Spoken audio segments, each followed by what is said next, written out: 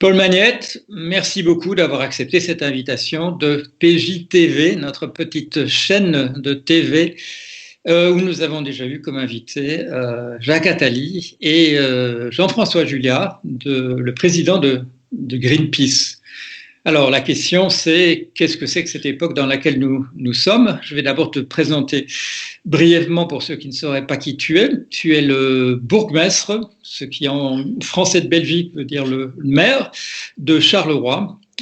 Charleroi dans ce qu'on appelait en tout cas au moment où mon père, qui était né à Fontaine-l'Évêque, parlait de son pays, on l'appelait le Pays Noir.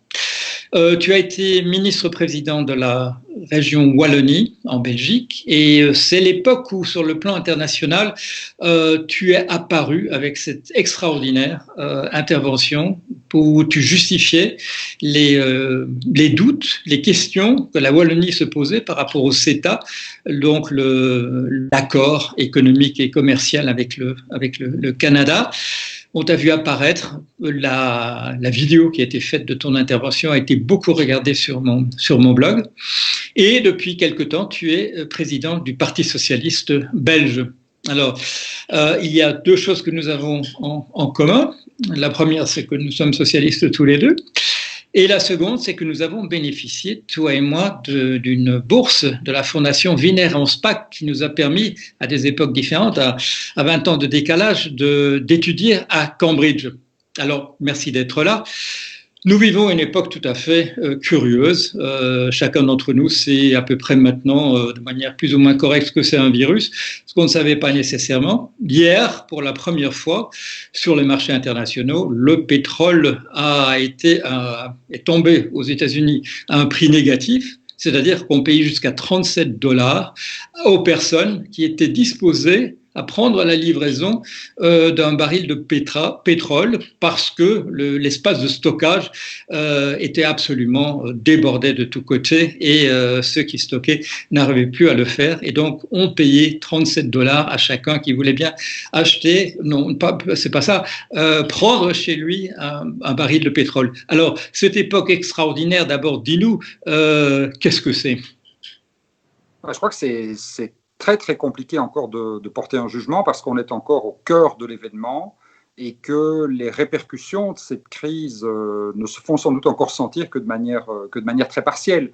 Et donc c'est toujours un peu dangereux de faire de la prospective ou d'essayer de déjà porter un jugement quand on est au cœur de l'événement. Mais on est certainement dans ce qui me frappe le plus, c'est le très profond exercice d'introspection individuelle et collective qui est en cours. De manière consciente ou de manière pas forcément consciente, nos vies ont fondamentalement changé parce qu'on est confiné, qui est un terme qu'on n'utilisait pratiquement plus que dans le milieu de l'énergie nucléaire. Personne ne parlait plus de confinement. Personne n'aurait, je crois, imaginé un jour la situation dans laquelle on se trouve aujourd'hui, sauf dans l'un ou l'autre film de science-fiction éventuellement. Et donc ça bouleverse évidemment toutes nos références, non seulement nos références historiques, nos références politiques, mais même nos références les plus intimes, se retrouver enfermés chez soi, à travailler en famille, pour ceux qui ont la chance et la possibilité de télétravailler, ou se retrouver dans un monde du travail qui est à moitié déserté, dans des villes qui sont des villes complètement désertes, comme on ne les a jamais vues. Moi, comme bourgmestre, quand je déambule, je le fais peu, mais je le fais quand même un peu dans les rues de ma ville ces temps-ci, je ne la reconnais pas.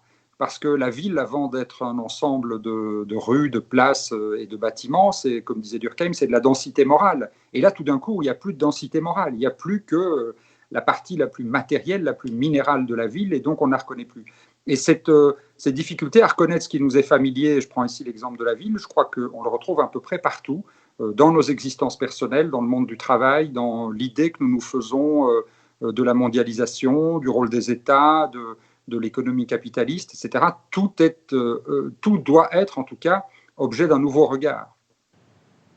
On parle beaucoup ici et là de l'après-Covid-19, mais comme tu le soulignes, on ne peut pas encore déterminer une date. Et est-ce que la période ne peut pas s'éterniser d'une certaine manière, puisqu'on a affaire à une pandémie et d'un virus qui n'a jamais qui n'est jamais impacté les populations humaines, qui est venu d'un autre animal. C'est-à-dire que quand on nous dit maintenant que on atteint des seuils d'immunisation de 3%, etc., on est apparemment encore loin du compte. Est-ce qu'il faudra attendre, à ton avis, des vaccins et des véritables remèdes?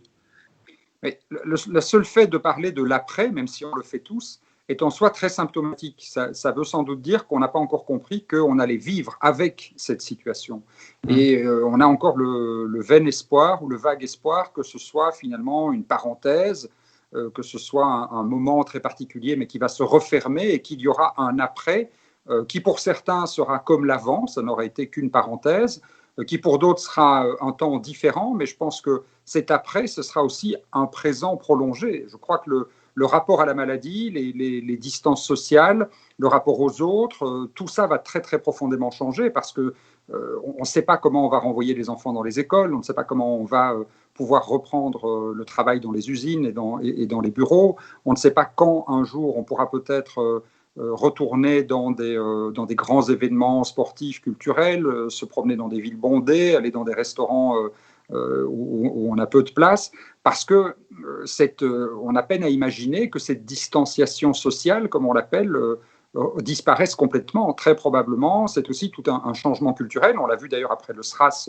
dans un certain nombre de pays asiatiques. Est-ce que nous allons tous nous mettre à porter des masques quand nous nous promènerons dans la rue ou dans les grandes surfaces? Est-ce qu'en fonction de l'âge, en fonction de notre force immunitaire, on va encore oser se livrer exactement aux mêmes activités que celles auxquelles on s'est livré très longtemps? Ce sont vraiment des questions ouvertes. Et je parlais avec une dame qui est une vieille militante socialiste qui me disait, mais moi j'ai 74 ans et j'ai une angoisse terrible, c'est de me dire que je ne pourrai pas sortir de chez moi avant qu'il y ait un vaccin validé, et donc peut-être pas avant 1 an et demi. Eh bien ça, ce sont des interrogations vraiment anthropologiques très profondes que nous sommes en train de nous poser. On emploie beaucoup la métaphore de la guerre. On dit la guerre contre le virus, un effort de guerre, une économie de guerre. Est-ce que c'est une bonne idée ou est-ce que ça a plutôt des inconvénients? Les métaphores, comparaison n'est pas raison, donc les métaphores, ça se prête toujours à beaucoup de confusion. Moi, j'aime pas du tout l'idée d'une guerre contre un virus, parce que ça ne veut pas dire grand-chose. C'est plutôt une bataille sanitaire, comme il y en a eu beaucoup d'autres, mais une guerre, je trouve que le terme là est fondamentalement rhétorique. Notre économie est tout sauf une économie de guerre. On ne peut pas dire qu'on ait réquisitionné la production largement pour lutter contre le virus. Une toute petite partie de la production dans quelques secteurs industriels est réorientée vers la production de masques, de traitements, de respirateurs, etc. Mais on n'a pas du tout la mobilisation telle qu'on peut l'avoir dans une économie de guerre. En revanche, il y a sans doute des éléments de comparaison qui sont intéressants. C'est certainement l'émergence de catégories sociales jusqu'ici peu visibles et qui tout d'un coup sont un peu les héros de cette période. La seule référence dans le discours de Macron que je trouvais intéressante, c'était cette référence aux poilus, en quelque sorte. Ce sont, même si elle était implicite, c'est-à-dire que ce personnel soignant, mais aussi les éboueurs, aussi les facteurs, les travailleurs de la logistique, les travailleurs de la grande distribution, les enseignants qui continuent quand même à assurer un accompagnement des enfants dans les écoles pour les enfants du personnel soignant ou du personnel de sécurité, beaucoup d'autres, ce sont des hommes et des femmes aujourd'hui dont on s'aperçoit qu'ils ont une utilité sociale majeure et qui pourtant, dans notre économie capitaliste dominée par la valeur d'échange, l'exemple du pétrole que tu donnais en est un exemple par l'absurde particulièrement frappant, ces métiers ne sont ni les mieux valorisés ni les mieux rémunérés. Aujourd'hui, les consultants qui aident les entreprises à faire de l'optimisation fiscale, ce n'est pas les héros de la nation. Ils ne servent pas à grand-chose dans les circonstances. Ils servent même à rien.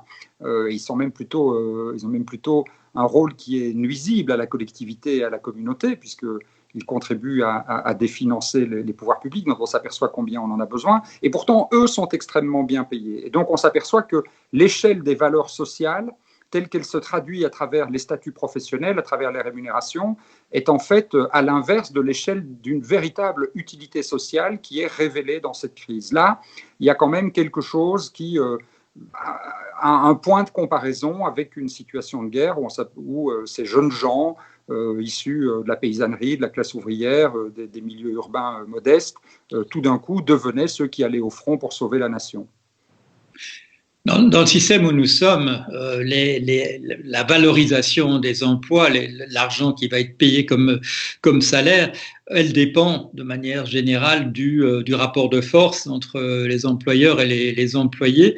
On peut, par le biais des syndicats, se mettre ensemble et voilà, et se défendre de manière collective. Dans le cas de ces professions qu'il faudrait revaloriser parce que nous rendons compte à quel point elles sont indispensables, souvent l'employeur, c'est l'État. Est-ce que c'est pas en général l'État maintenant qui décide pour ce personnel indispensable comme les enseignants, souvent les gens qui travaillent dans les hôpitaux, dans les emplois qui sont moins bien rémunérés. Comment peut-on faire pour revaloriser à leur juste valeur des emplois comme ceux-là? Alors, beaucoup de ces emplois dépendent effectivement de l'autorité publique en général, de l'État ou des collectivités locales et territoriales, mais pas tous. La plupart de ceux qui dépendent de l'autorité publique en général, ont un statut convenable et ont des durées de temps de travail convenables, un certain nombre d'avantages sociaux qui l'accompagnent en matière de temps libre, etc., et même des rémunérations qui sont dans les rémunérations médianes, voire médianes supérieures. En revanche, on s'aperçoit qu'il y a beaucoup de métiers qui sont aujourd'hui vraiment fondamentaux et qui, dans l'ancien capitalisme industriel, étaient intégrés dans les entreprises, dans les grandes entreprises, et qui ont été de plus en plus externalisés vers une économie de la sous-traitance. Je pense évidemment à la logistique, je pense à tous les services aux entreprises, des services de nettoyage, de gardiennage, etc., qui, eux, très souvent, ont des statuts beaucoup plus précaires, qui sont souvent occupés par des contrats à courte durée et qui ont des bas salaires. On a, avec les organisations syndicales, fait un peu commencer l'analyse justement des hommes et des femmes qui travaillent dans ces secteurs qu'on appelle les secteurs cruciaux, ceux qui ont été définis comme les secteurs cruciaux par le gouvernement et par les partenaires sociaux. Eh bien, on s'aperçoit que beaucoup de ces travailleurs sont en fait dans le secteur privé en dessous du salaire minimum. Et ça, c'est quand même quelque chose qui est aussi très révélateur. Je crois que c'est un combat de demain. On ne peut pas dire on les applaudit aujourd'hui, on les remercie, on les qualifie de héros de la nation, et puis demain, ils continueront à travailler avec des salaires de 10 ou 11 euros de l'heure brut et des contrats précaires. Là, il y aurait quelque chose qui serait du domaine d'une injustice fondamentale. Nous allons revenir un peu plus tard sur la question du travail sous la forme de la relocalisation. Mais avant ça, tu as employé le mot de mobilisation en disant bon, les États ne sont pas mobilisés comme dans une situation de guerre. Mais par exemple, ton collègue Guy Verhofstadt, l'autre jour, s'est fâché très fort dans le cadre du Parlement européen en interpellant Madame von der Leyen. Toi, tu es un grand spécialiste de l'Europe, je rappelle pour ceux qui ne le savent pas, que ta thèse s'appelait Citoyenneté et construction européenne, ta thèse de sciences politiques. Est-ce qu'il ne faudrait pas, au niveau européen, quelque chose de l'ordre d'une mobilisation? Oui, là, je pense que c'est vraiment, pour le moment, la grande occasion manquée, c'est l'Europe. L'Europe, elle ne s'est jamais construite que sous l'effet de crise ou de pression extérieure. Et aujourd'hui, on a par excellence une crise qui est une crise majeure, qui est une crise qui affecte le monde entier et qui affecte tous les pays européens de la même manière. Alors, certains pays ont davantage de moyens d'y répondre, que ce soit sur le plan sanitaire, sur le plan financier et budgétaire, mais tout le monde est touché. Donc, on ne peut pas faire de comparaison avec les crises financières, les crises économiques ou les crises agricoles qu'on a pu connaître dans le passé. C'est vraiment un phénomène qui touche l'ensemble de l'Europe et donc qui devrait par excellence susciter une mobilisation européenne et un grand phénomène de solidarité. D'abord, en construisant l'Europe de la santé, c'est une dimension de l'Europe qui aujourd'hui est pratiquement inexistante. Or, l'Europe a une capacité beaucoup plus grande que les États pris isolément de coordonner les efforts de recherche, de lancer des marchés publics conjoints pour établir un rapport de force qui soit dans l'intérêt public face aux industries pharmaceutiques, de faire en sorte aussi d'organiser la solidarité dans l'aide entre les différents Européens. Ça existe en matière de protection civile, par exemple, en matière de protection incendie. Quand il y a des incendies de forêt dans le nord de l'Espagne, il peut y avoir des Canadaires français ou portugais qui interviennent et c'est coordonné par l'Union européenne. Ça devrait pouvoir exister aussi sur le plan sanitaire. Donc là, il y a un premier énorme effort à accomplir et j'espère vraiment que l'Europe sortira renforcée de cette crise sur ce plan-là. Et puis évidemment, il y a la question de l'union économique et monétaire. Aujourd'hui, cette Europe a une monnaie, mais elle n'a pas de véritable budget, elle n'a pas de véritable trésor, elle n'emprunte pas, elle ne se constitue pas sa propre logique d'investissement en émettant des obligations ou en émettant de la dette purement et simplement. Or, on voit bien que nous vivons une situation, et ce n'est pas à toi qu'il faut l'expliquer, où on a à la fois un ralentissement de la productivité en général en Europe et en même temps où on a une certaine forme de crise des finances publiques, puisque tous les niveaux d'autorité, depuis le local jusqu'au national, en passant par les collectivités territoriales, ont des difficultés à couvrir leurs dépenses avec les recettes telles qu'elles existent aujourd'hui. Il n'y a que deux moyens de corriger ça. L'une, c'est évidemment la justice fiscale, c'est faire en sorte que rentre dans les caisses des autorités publiques l'argent qui échappe aujourd'hui, et ça c'est un premier véritable scandale. Et l'Europe y a une très grande responsabilité, puisque c'est d'abord la concurrence fiscale interne à l'Union européenne qui fait perdre aux États des moyens publics énormes. Quand des grandes entreprises rapatrient leurs bénéfices vers un pays dans lequel ils ne payent pratiquement pas d'impôt des sociétés, et ce n'est qu'un exemple parmi d'autres de nombreux montages fiscaux, eh bien, ce sont tous les autres États qui sont privés de ces ressources. Et l'autre moyen, c'est évidemment que l'Europe prenne le relais des États et des autres niveaux de pouvoir en faisant en sorte d'avoir elle-même une politique d'emprunt et une politique d'investissement qui viennent prendre le relais de pouvoirs publics dont les finances publiques sont déjà assez lourdement affectées. Alors soit en mutualisant ses dettes, comme on le dit beaucoup, soit en émettant ses propres obligations et en ayant ses propres dépenses en complément de celles des États membres. Le Benelux, parmi les 3 pays, il y a au moins un paradis fiscal, peut-être même 3. Oui. La CECA, Communauté européenne du charbon et de l'acier, toujours un ou plusieurs paradis fiscaux. Le marché commun, la zone euro, cette concurrence entre les pays, le moins-disant fiscal qui joue au sein même de l'Union. Comment est-ce qu'on peut le résoudre ? Alors, je crois vraiment qu'une crise comme celle-ci doit être l'occasion de mettre tout cela à plat. L'Europe va avoir des besoins budgétaires énormes. Si on veut être à la hauteur de cette crise, aider les États à financer, comme on vient quand même de commencer à le faire grâce au commissaire luxembourgeois, justement, Nicolas Schmit, le commissaire en charge du travail de gauche, qui a mis en place un système de réassurance sur le plan européen. C'est une première avancée. Ça fait très longtemps qu'on en parlait, ça n'avait jamais été mis en place. Donc là, il y a quand même une avancée qui est accomplie de ce point de vue-là. Si on veut aider les États membres aussi à couvrir les dépenses qu'ils auront dû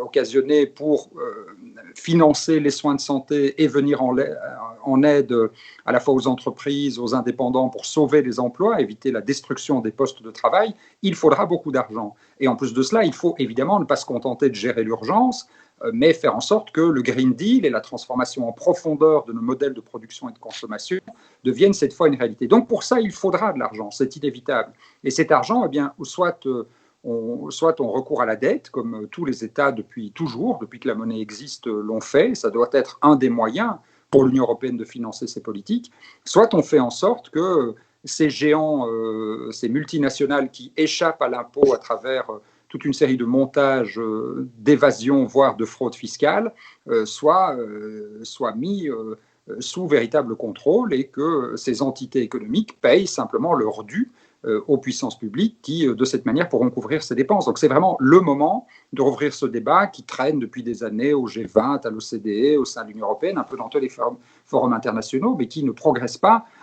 par le veto des pays qui en sont aujourd'hui les premiers bénéficiaires. Donc, tu disais le Luxembourg, mais les Pays-Bas, c'est pas mal non plus. La Belgique a aussi été un paradis fiscal à travers les mécanismes des centres de coordination qui attiraient les banques internes des multinationales. Donc chacun dans cette Europe qui n'a pas de règles fiscales a essayé de tirer son épingle du jeu et ça tire tout le monde vers le bas. Il faut absolument que cette logique cesse. On dit beaucoup, on le répète, l'Europe est en crise, mais comme tu le soulignes, quand on y réfléchit, l'Europe est peut-être en crise depuis 1000 ans, mais on a le sentiment peut-être maintenant que, pour utiliser l'expression, ça passe ou ça casse, qu'on est à un tournant. parce qu'il y a au sein même de la zone euro, il y a des mouvements dans les populations d'inspiration populiste, comme on dit entre guillemets, d'essayer de sortir de la on l'a vu à propos de la Grèce, le risque, on l'a vu aussi à propos de l'Italie, le risque que certains pays sortent, je dirais, de leur plein gré ou forcés par les circonstances de la zone euro. Est-ce que le danger d'éclatement de la zone euro et de l'Union européenne en arrière-plan qui vient de passer, qui est toujours dans une crise extraordinaire du fait de cette initiative du Brexit, qu'est-ce qui nous fait penser que la pression actuelle pourrait peut-être déclencher, je dirais, ce mouvement de sortie par le haut de la situation plutôt que par une sortie par le bas? Alors moi, je suis moins inquiet de l'éclatement de la zone euro que d'un éclatement et d'une décomposition véritablement politique. Sur le plan de la zone euro, on n'est pas dans la même situation que dans les années d'après-crise financière où la pression était mise sur la Grèce et on lui disait, en gros, vous avez le choix entre sortir de la zone euro ou bien accepter le diktat de la Troïka et rentrer dans un vaste programme d'austérité et de privatisation. Et ils ont été mis véritablement sous cette pression dont ils n'ont pas pu sortir, avec la pression à la fois de la Commission, du Conseil, de l'Eurogroupe, du FMI, etc. Ils étaient véritablement mis sous un étouffoir pratiquement qui les a coincés.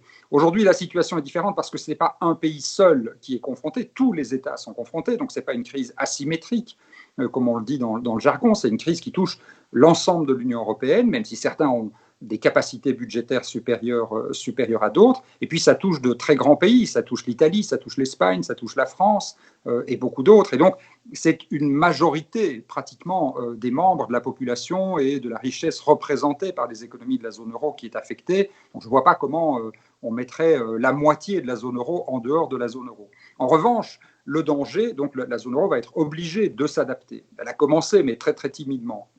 En revanche, le danger, c'est véritablement celui d'une réaction populiste de droite. Quand on voit déjà la manière dont Salvini instrumentalise cette crise en Italie, en récupérant justement l'exemple de la Grèce, c'est quand même paradoxal, c'est un dirigeant d'extrême droite qui utilise l'exemple de la Grèce et de ce gouvernement qui était de gauche radicale mis sous pression par l'Union européenne en disant il ne faut surtout pas accepter le mécanisme européen de stabilité parce que ça revient à donner le pouvoir à Bruxelles et à Berlin et nous devons réaffirmer notre souveraineté, etc.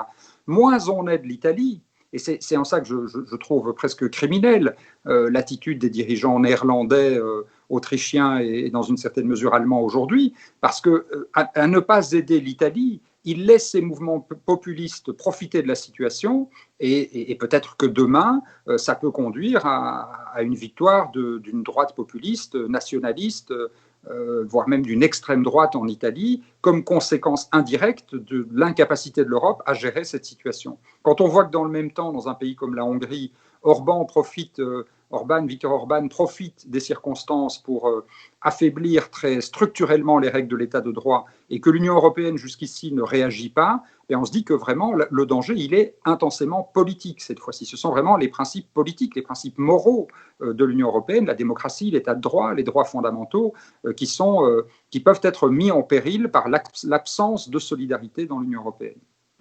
Quand tu parles de 3R, reprise, redéploiement, relance, est-ce que tu le conçois essentiellement dans un cadre national ou précisément au niveau européen? Alors, ça doit agir à tous les niveaux. Pour nous, le niveau municipal ou communal, comme on dit en Belgique, est extrêmement important. On l'a vu dans la gestion de la crise, c'est vraiment le niveau local qui, que ce soit en termes de sécurité, en termes de gestion des espaces publics, en termes de services publics de mobilité, de traitement des déchets, etc., de soutien aux hôpitaux, de distribution de masques, les élus locaux sont vraiment très, très, très mobilisés. Mais les régions ont un rôle à jouer, les États ont un rôle à jouer et l'Union européenne, évidemment, a un rôle extrêmement important à jouer. Et donc, pour nous, cette sortie de crise, elle doit être coordonnée à tous les échelons de pouvoir. Chacun doit pouvoir jouer pleinement son rôle et elle doit être organisée par étapes. Nous avons besoin d'une méthode. Ce dont l'Europe a manqué, ce dont elle manque encore aujourd'hui, c'est de méthode.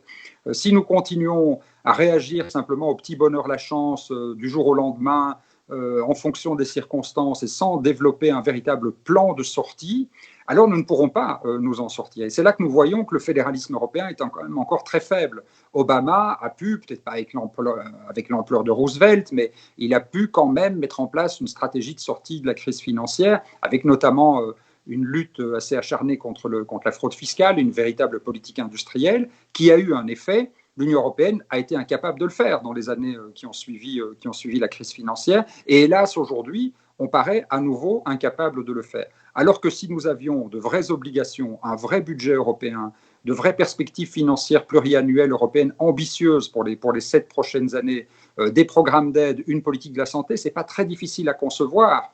Et d'ailleurs, beaucoup de gens ont commencé à y travailler. Nous aurions vraiment l'occasion d'apporter les réponses dont l'Europe a besoin et de consolider structurellement l'Europe et les principes de démocratie, d'état de droit sur lesquels elle est construite. Tu as déjà fait allusion quand tu as parlé de mutualisation de la dette au niveau européen. Tu as utilisé le mot trésor pour un ministère des Finances au niveau de la zone euro. Si ça n'a pas eu lieu jusqu'ici, c'est en raison de blocage essentiellement. Voilà, tu as mentionné les pays, l'Allemagne soutenue par les Pays-Bas, la Finlande. Qu'est-ce qui pourrait débloquer maintenant? Qu'est-ce qui pourrait faire que les choses changent? Je réfléchis à cette phrase que Keynes avait écrite dans des circonstances tout à fait curieuses. Alors, il l'écrit dans un bureau à Londres, alors qu'il y a des bombardements tout autour de lui. Et il envisage déjà l'avenir. Et il écrit dans ce petit texte qui date donc je crois, de janvier 1941, il faut que nous nous rendions compte que quand la guerre sera terminée, et quoi qu'il arrive, l'Allemagne se retrouvera de fait comme la puissance hégémonique en Europe. On en est toujours là. Comment faire pour qu'une puissance hégémonique entende la voix des autres? D'abord, je crois que c'est un vrai travail de la société civile allemande elle-même. C'est toute la difficulté de la construction européenne, c'est que essayer de jeter l'anathème sur l'Allemagne ou de considérer qu'elle est responsable de tous les maux de l'Union européenne, je crois, n'aidera pas. Ne peut avoir que des effets contre-productifs. Mais quand j'entends des dirigeants sociaux-démocrates allemands dire « Bon, bien, si la fédération allemande ne veut pas prêter à l'Italie, eh bien, les Länder, les entités régionales allemandes, les États allemands qui sont gouvernés par la gauche, eux, pourraient entrer dans un système de solidarité. » Alors, c'est un peu compliqué à faire sur le plan pratique, parce qu'ils n'ont pas d'entité, ils n'ont pas de monnaie, ils n'ont pas d'existence souveraine, mais c'est un signal politique intéressant. Ça veut dire que ça vit et que ça bouge aussi dans la société civile allemande. Et puis, je crois qu'il faut que, voilà, Madame Merkel, on peut quand même le dire, au moment de ce qu'on a appelé sans doute à tort la crise migratoire, a eu ce fameux Wir schaffen das, nous allons y arriver. Oui, nous avons la possibilité d'assumer cette arrivée de personnes qui cherchaient l'exil chez nous en Europe. Eh bien, à nouveau, il faut qu'elle redise un Wir schaffen das. Oui, nous devons avoir la possibilité ensemble de porter. Alors, je ne veux pas dire que c'est la seule responsabilité de Mme Merkel, mais mes amis sociaux-démocrates sont au gouvernement avec elle en Allemagne, donc on en parle avec Olaf Scholz, notamment le ministre allemand des Finances.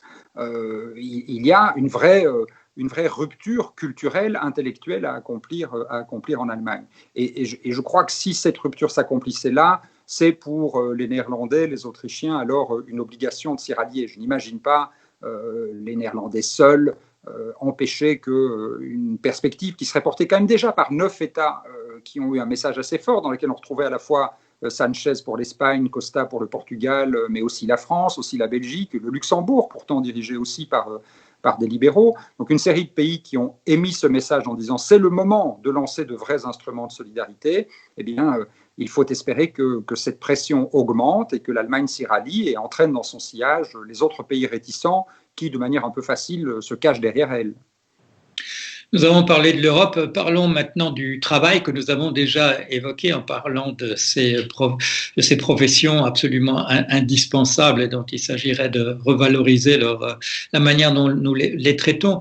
Je vois dans ce que je lis sur l'Internet des gens qu'on interviewe, des gens qui laissent entendre « Ah, c'est formidable, je travaille à la maison, c'est du télétravail. » En fait, je me rends compte que si on enlève toutes les réunions, je travaille en réalité la la moitié ou le tiers du temps que je passais dans l'entreprise. Alors ces gens disent ce qu'ils ont sur le cœur et ils ont bien raison de le dire, mais les employeurs vont entendre ça aussi. Est-ce que la question ne va pas être posée je dirais peut-être d'emplois dont on va se rendre compte qu'en s'organisant autrement, on pourrait faire le travail autrement et avec moins de personnes. Est-ce que la question ne va pas se poser? Alors d'abord, il ne faut pas oublier qu'énormément de fonctions sociales dans le monde du travail ne peuvent pas être exercées à distance et que toutes celles et tous ceux qui continuent à travailler sur le terrain, que ce soit pour assurer la sécurité, le traitement des déchets, le soin aux personnes, la production matérielle, la production agricole et agroalimentaire, etc., tout cela continuent et devront continuer à travailler sur des lieux de travail qui ne peuvent pas être chez eux. Et il faut faire attention à ne pas créer une espèce de nouvelle fracture sociale entre ceux qui peuvent télétravailler, qui en ont la faculté, et ceux qui, de toute façon, ne pourront pas télétravailler parce que la nature même de leur travail ne le permettra pas.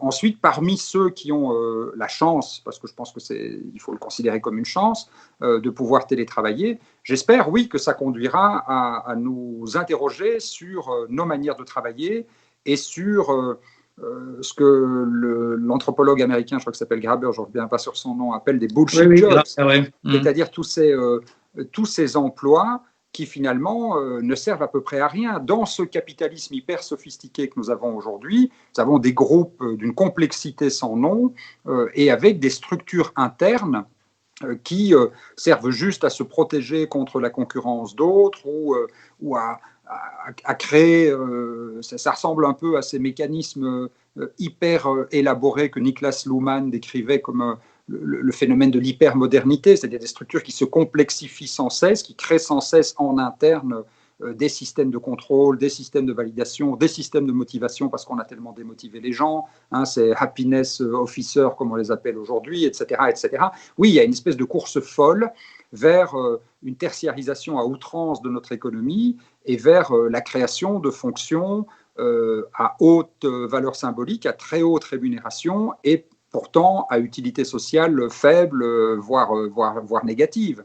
Et à côté de ça, on a des fonctions presque éternelles, pourrait-on dire, qui ont toujours existé dans la cité depuis des siècles, voire des millénaires, qui, elles, se révèlent dans des circonstances comme celle-ci d'une très très grande utilité sociale. Et donc j'espère vraiment que ça nous amènera non seulement à repenser les modalités du travail, mais aussi à repenser la hiérarchie des fonctions dans le monde du travail. La crise, le fait d'essayer d'avoir accès à des masques, à des tests, à des respirateurs, comme on dit, a attiré l'attention du public vers la nécessité de deux choses. Peut-être que les entreprises ne travaillent plus en flux tendu, c'est-à-dire qu'il suffisait, quand il n'y avait plus rien sur les rayons, qu'on appelle quelqu'un et cette personne s'arrangerait pour qu'il y ait un avion qui vienne des Philippines avec les choses qui manquent. On s'est aperçu maintenant que si on ne peut plus mettre le pilote dans l'avion parce qu'il doit rester confiné à la maison, les problèmes se posent. Et donc, on parle de relocalisation essentiellement parce qu'on a l'impression revenir à une certaine autonomie au niveau de la production dans un pays va résoudre une partie des problèmes. Évidemment, plus le pays est petit, plus il est difficile d'imaginer qu'on va à nouveau tout faire à l'intérieur de chez soi. Il y avait un Français qui avait fait un documentaire intéressant qui s'appelait Made in France. Il avait vidé tout ce qu'il y avait dans son studio et puis il a dit je vais le remplir à nouveau, le réapprovisionner uniquement avec des choses qui sont faites en France. Et il s'est aperçu que la tâche était absolument impossible. Il ne pouvait même plus acheter un costume pour aller se rendre à une interview parce qu'il n'y a aucun costume qui soit véritablement créé en France. Quand on dit relocalisation, à quoi pense-t-on exactement ? Je pense qu'il faut penser la relocalisation à différentes échelles. Il y a une série de biens qui devraient revenir à une échelle très nettement infranationale, et en particulier tout ce qui relève de l'alimentation, l'essentiel de l'alimentation. Ça a été comme ça aussi pendant des siècles et des millénaires. Les villes ont vécu pour l'essentiel avec les campagnes étaient autosuffisantes et elles couvraient les 3/4 de la population, et les villes vivaient pour l'essentiel avec des produits qui étaient fabriqués, qui étaient cultivés dans une aire métropolitaine très proche du centre urbain. À Paris, le maraîchage était fait dans la couronne parisienne et on n'importait pas des biens qui venaient du bout du monde. Même s'il y a toujours eu des importations. Rome, comme Athènes, importait du blé de Sicile, d'Algérie, d'Égypte, etc., parce qu'il n'était pas autosuffisant sur ce bien qui était absolument fondamental. Donc il ne faut pas verser dans un espèce de petit protectionnisme, mais se dire il y a des choses qu'on peut faire à une échelle très proche. Et sans doute que pour ce qui est d'une certaine forme d'autonomie, la bonne échelle pour nous, c'est l'Europe. On peut presque tout produire en Europe. Ça ne veut pas dire qu'il faut mettre fin au libre-échange global. Il y aura toujours des biens, un certain nombre de biens qui seront fabriqués dans d'autres régions du monde. Je pense par exemple, dans ma région ici, on a une usine de radioisotopes qui est un bien absolument indispensable dans le secteur de la santé, de l'imagerie médicale. Il n'y en a que 5 usines dans le monde. Ça veut dire que si une des 5 ferme, eh bien, on est obligé d'importer des radioisotopes d'Afrique du Sud ou ce genre de choses. Donc on ne va pas soudainement mettre fin à l'ensemble de ces flux de biens et de services à l'échelle mondiale, mais ça doit nous amener vraiment à réfléchir aux chaînes de valeur et à réfléchir à ce que nous produisons et à ce que nous avons cessé de produire. Parce que c'est un impératif environnemental. Aujourd'hui, nous, les Européens, on peut presque se vanter de dire que finalement, on a une économie qui est de plus en plus décarbonée. C'est évidemment très facile si on ne compte pas dans notre bilan carbone d'Européens tout ce que nous importons d'autres régions du monde et des biens qui sont produits sans aucun respect de la volonté de réduire les émissions de carbone et d'autres types de polluants. Et donc, si on reste dans cette logique sur laquelle la Chine doit rester l'usine du monde, la Chine, l'Inde, le Brésil, quelques autres régions du monde sont les usines du monde et nous allons nous concentrer sur le secteur tertiaire et puis sur le secteur public, ça ne peut pas fonctionner. Il faut pouvoir relocaliser une grande partie de cette production sur le continent européen et créer, je pense, de vraies chaînes de valeur intégrées au plan européen. En commençant par, évidemment, ce qui est absolument stratégique, nous découvrons tout d'un coup que nous importons 80% du matériel médical et de matériel de test, etc., de la Chine et que ça nous rend donc extrêmement vulnérables en période de pandémie. Là, on va très probablement avoir un réflexe un peu partout, qui va consister à se dire, eh bien, faisons-le chez nous. Ce serait beaucoup plus intéressant que ce soit fait à une échelle européenne, avec une vraie politique de la logistique de la santé à l'échelle européenne, avec des vraies procédures et protocoles mis en place en cas de pandémie, plutôt que de vouloir absolument tous le faire à une échelle nationale ou infranationale. Donc, je ne crois pas au protectionnisme, je ne crois pas à une forme de nationalisme économique, je pense plutôt à réfléchir à une économie qui serait orientée pour l'essentiel sur les grandes régions du monde et un libre-échange qui se ferait plutôt à l'intérieur de ces ensembles. Un libre-échange intra-européen qui existe déjà avec le marché commun, unique. Et puis quelques échanges qu'on continuerait à faire avec d'autres régions du monde, mais pas avec l'ampleur que l'on connaît aujourd'hui. Le premier roman du romancier américain Kurt Vonnegut s'appelle Player Piano. Player Piano, ça veut dire piano mécanique. Et il écrit donc, je crois que c'est en 53 ou 54, ce roman où il parle d'un monde de l'an 2000 entièrement automatisé. Et quand je lis dans les premières pages que le patron, le directeur de l'entreprise appelle sa sténodactylo, je me dis immédiatement, il y a quelque chose qu'il n'a pas vu. Et en fait, non, il l'a bien vu parce qu'il nous dit à la page suivante, vous avez bien compris qu'à notre époque, une sténodactylo, c'est uniquement un status symbol, c'est un symbole pour le directeur qu'il a encore un sténodactylo. Alors, nous le savons, toutes les sténodactylos ont disparu. Nous savons aussi qu'il n'y a pas eu, c'était pas un problème de relocalisation, que du jour au lendemain est apparu le traitement de texte qui a fait disparaître entièrement une profession. Et les cas sont nombreux. Maintenant, c'est la robotisation, maintenant, c'est l'intelligence artificielle. Quand M. Trump devient président, il nous dit on va relocaliser tout ce qui est parti. Et aussitôt, une étude sort qui nous montre qu'au cours des 20 années récentes aux États-Unis, 13% des emplois qui ont disparu ont été relocalisés, 87% ont été remplacés purement et simplement par le numérique, le robot, l'intelligence artificielle, les algorithmes. Quand on parle de relocalisation, on doit y penser dans un cadre général où par ce développement technique, l'emploi disparaît d'une certaine manière automatiquement. Quand on regarde les chiffres, et je l'ai regardé récemment pour le livre qu'on a écrit ensemble, Vincent Burnand-Galpin et moi, on s'aperçoit que les entreprises qui ont la plus grande valeur actionnariale, celles qui créent le plus de richesse, comme on dirait, la valeur ajoutée qui additionnée produit le produit intérieur brut, ce sont en général maintenant des entreprises qui n'utilisent pas beaucoup de monde. Comment faut-il enregistrer envisager cette question dans un monde où on a d'une part des choses qui ne sont pas encore remplacées par la machine et qui sont des emplois dévalorisés, qui sont très mal payés, et des gens qui sont très très bien payés mais qui sont peu nombreux pour faire marcher la machine? D'abord, moi j'aime les machines. Je trouve que toutes les machines qui nous libèrent d'un travail pénible sont des machines extrêmement utiles. Et c'est un vieux rêve socialiste depuis bien avant Marx, depuis Robert Owen, Charles Fourier, etc. Ces premiers socialistes n'étaient pas opposés à la technique, ils n'étaient pas opposés à la machine, ils ne vivaient pas dans la nostalgie du temps de l'artisanat.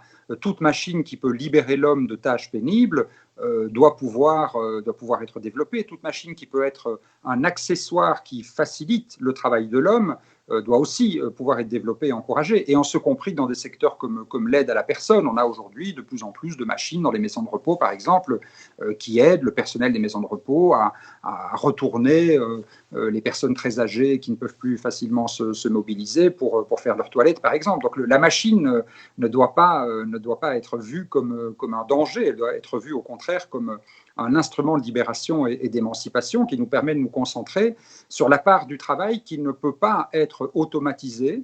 Tous les gestes qui peuvent être faits de manière répétitive et qui sont susceptibles d'être soit automatisés, soit digitalisés, soit les deux à la fois. Mais en un sens, tant mieux, parce que tous ces gestes répétitifs sont des gestes qui sont aliénants, sont des gestes qui n'apportent rien, dans lesquels nous n'exprimons pas notre créativité, notre génie humain à travers le travail. Et donc, tant mieux si ce sont des machines, des robots qui le font à notre place et que nous pouvons nous concentrer davantage sur d'autres missions. Et moi, je continue à penser qu'il y a dans nos sociétés encore d'immenses besoins de travail humain.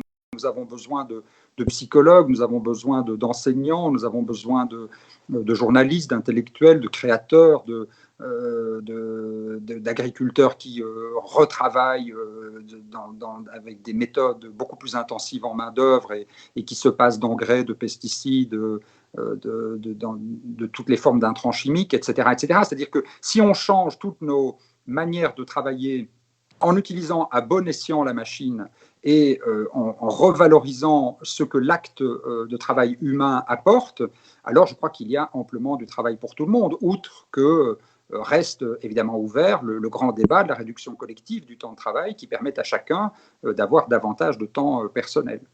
Mais ça suppose alors un vrai débat sur la contribution à l'effort collectif. Et ça suppose un vrai débat donc sur la fiscalité. Quels sont les types de revenus que demain il faut taxer? Est-ce qu'il faut taxer les robots ou est-ce qu'il faut ne pas taxer les robots, mais taxer en revanche davantage les revenus de l'entreprise, les revenus de l'entreprise et moins les revenus du travail. Taxer davantage le capital, taxer davantage la transmission de la fortune d'une génération à l'autre. Ça, c'est un débat fondamental sur l'équité qui doit permettre de financer ces services publics indispensables.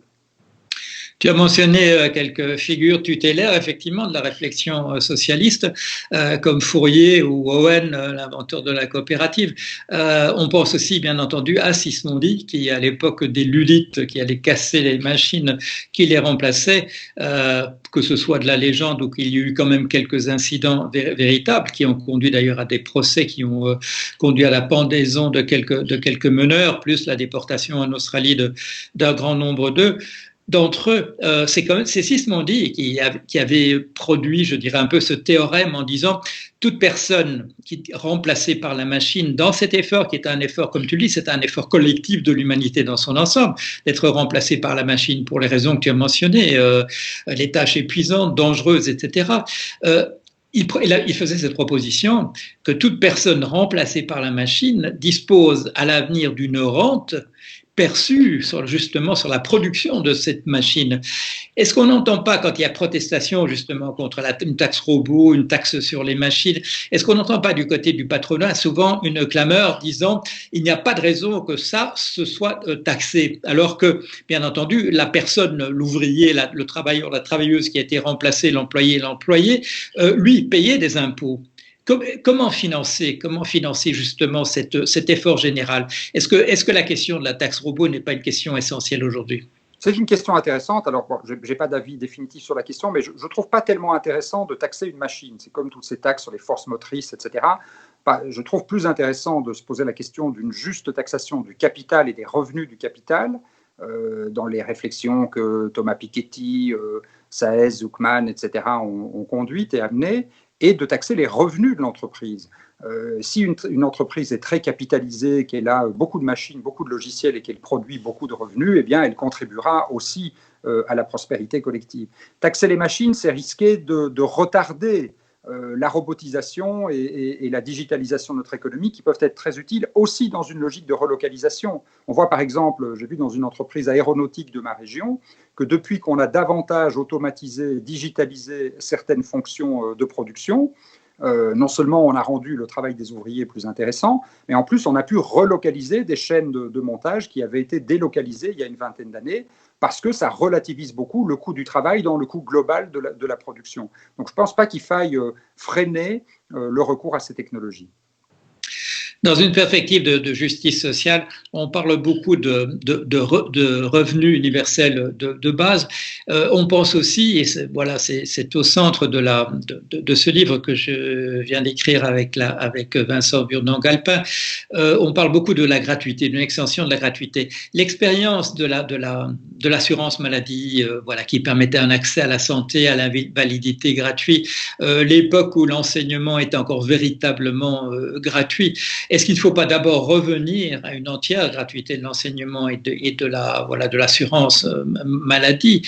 Et est-ce qu'il ne faut pas aussi étendre cela au logement de base, à l'alimentation de base?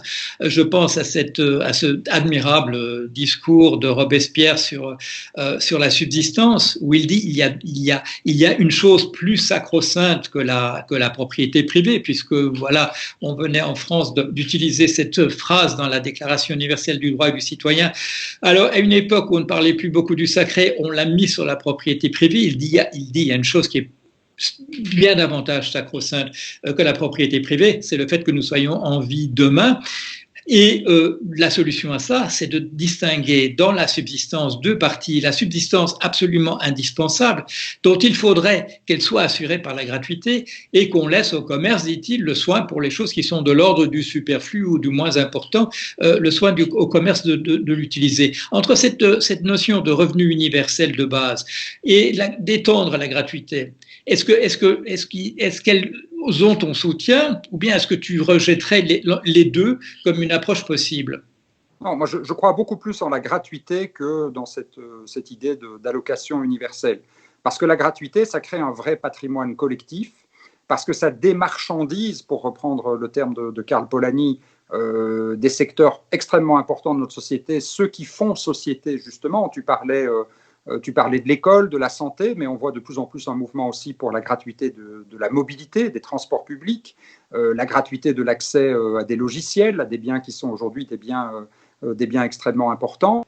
Et je crois que cette extension, moi je milite beaucoup aussi en Belgique pour la gratuité des repas scolaires dans les écoles, parce qu'on voit que beaucoup d'enfants, hélas, n'ont pas accès à une alimentation équilibrée et de bonne qualité, et qu'on sait que ça a des conséquences sur leur développement physique et cérébral, et donc sur la constitution d'inégalités à très long terme. Donc je crois que la gratuité, c'est vraiment un très très bon combat. L'allocation universelle, je suis un peu moins convaincu, parce que je crois encore au travail. Je crois aussi au travail comme lien constitutif de la société, au travail aussi comme lien constitutif de la protection sociale. C'est à travers le travail que nous constituons ce patrimoine de la sécurité sociale, comme on l'appelle, et ce lien-là nous rappelle que c'est par les efforts que nous faisons au quotidien pour contribuer à la prospérité et à la cohésion sociale de la collectivité dans son ensemble, que nous contribuons aussi indirectement à construire ce patrimoine de ceux qui n'en ont pas, comme on dit, que sont les services publics et la protection sociale. Et de ce point de vue-là, on peut quand même se dire que le socialisme ne s'en est pas si mal sorti, puisqu'aujourd'hui, en Belgique comme en France, comme dans les pays nordiques, on socialise quand même plus de la moitié de la richesse produite qui est redistribuée à travers les services publics et les prestations sociales, ce qui est quand même la preuve que cette idée d'un patrimoine commun à côté des patrimoines individuels est extrêmement important. Je vais vraiment devoir te laisser bientôt, je suis désolé Paul, mais je reçois des SMS qui me rappellent à l'urgence que je suis déjà très en retard pour mes deux... Eh bien, alors on va conclure. Je vais te poser une question qui sera la conclusion. Grand principe auquel nous sommes attachés, principe de solidarité, principe d'entraide, la nécessité aussi de gérer un pays où les électeurs peuvent conduire à des représentants qui ne partagent pas nécessairement ce type de valeurs. Ma question, tu l'as comprise, elle vient là en arrière-plan. Est-il possible de diriger un pays où on aurait à la direction des affaires, et je sais que tu as une opinion bien précise là-dessus, à la fois des partis socialistes néerlandophones et francophones et un parti majoritaire en Flandre en ce moment comme le N-VA? Ça m'a toujours paru, et ça me paraît encore extrêmement difficile, voire impossible, parce que tout nous oppose, et non seulement l'ensemble des problématiques socio-économiques, mais la vision de l'avenir de l'État, la vision de l'avenir de l'Europe, l'importance de la question climatique, l'importance des questions de solidarité internationale, de migration, etc. Tout nous oppose. Et je pense que essayer de faire des gouvernements dans lesquels on met ensemble des gens qui n'ont absolument rien en commun, c'est finalement transporter au sein de l'exécutif ce qui doit être une saine opposition entre différentes visions du monde, entre une majorité et une opposition au sein d'un Parlement. Et l'emmener dans l'exécutif, c'est conduire cet exécutif à la paralysie et à l'inaction. Et je préfère encore à la limite que tant pis, la gauche soit dans l'opposition de temps en temps et qu'elle redevienne une force de recours, mais que quand elle gouverne, elle puisse aussi véritablement gouverner et imprimer sa marque plutôt que d'être dans un jeu de neutralisation réciproque qui conduit à l'immobilisme, ce qui conduit aussi à la perte de confiance des citoyens dans la faculté de la politique de changer le monde. Merci Paul Magnette d'avoir passé des minutes précieuses de confinement, mais néanmoins précieuses avec nous et de nous avoir éclairé sur l'ensemble de ces problèmes. Merci beaucoup d'être venu. Merci beaucoup Paul, à bientôt. Au revoir. Au revoir.